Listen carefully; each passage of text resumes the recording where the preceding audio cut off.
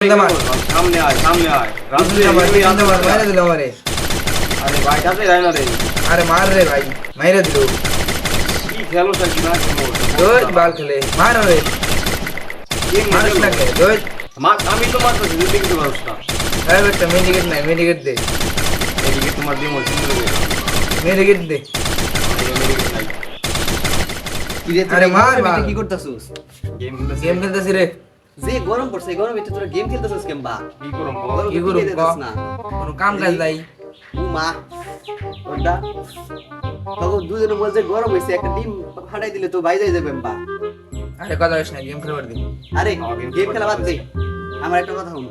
ক এই গেম খেলবার দি। আমার একটা কত কথা শুন। শুনতেছি কো আমি একটা জিনিস ভাবতাছি, আমি একটা বাইক কিনবার চাইছিলাম, তো বাইক কিনবার একটা কথা আর কি মাথায় আসছিল।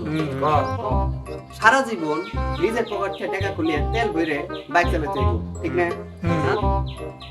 তাইলে পরে বাইক কিনা শুক কোম্পানি লাগো এত টাকা দিয়ে বাইক কিনতে হইব তো। তারা তো আর আমারে সারা জীবন তেল দিয়ে না। দিব না, দিব না না দেব না বিষয়টা খুব চিন্তাজনক রে।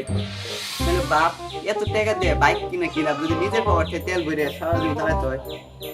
এটাই তো কথা তাহলে বাইক কিনা লাভ হলো কিছু তুই নিজের টাকা দিয়ে তেল কিনতে হয় তাইলে বাপ এত টাকা দিয়ে বাইক কিনা কি লাভ যদি নিজের পকেট থেকে টাকা দিয়ে তেল ভরে চালাতে হয়? না না তোর কথা লজিক আছে হ্যাঁ, তোর কথা যুক্তি আছে। ভাই ভাবে ভাবে লজিক আছে না কথা? হ্যাঁ হ্যাঁ লজিক আছে। আমার কথা লজিক আছে বুঝতে পারছি তাহলে ভাবি এত টাকা দাম বাইক কিনা কি লাভ?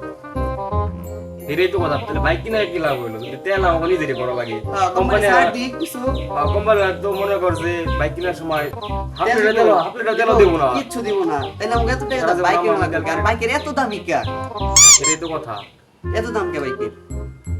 এই সবগুলা বাইকের শোরুম বয়কট করতে হবে বয়কট করতে হবে। বয়কট করতে হবে সব বাইক লাগা কমাইতে হইব, যে বাইকের দাম কমাইতে হইব।